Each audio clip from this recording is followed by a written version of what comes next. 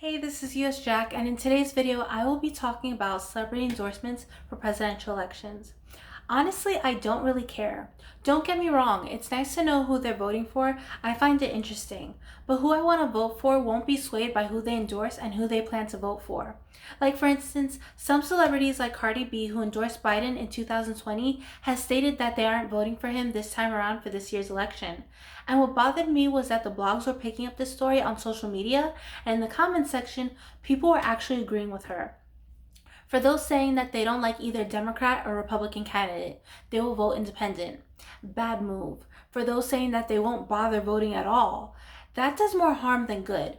Talk about first world problems and the carelessness of thinking that your vote is not important.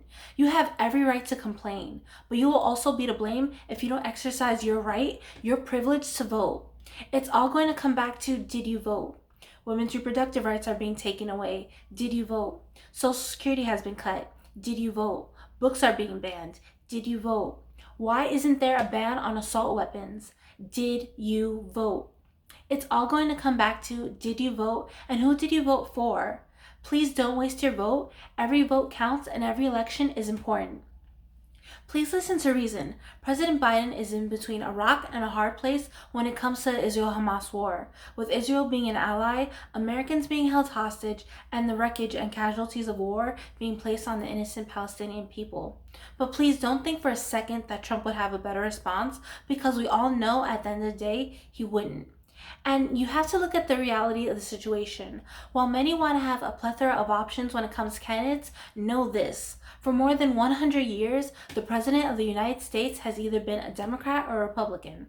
The candidates of both parties that wins the nomination to represent their party are guaranteed to be on all the general election ballots nationwide, while other smaller parties in most states have to petition election officials to be listed on the ballots.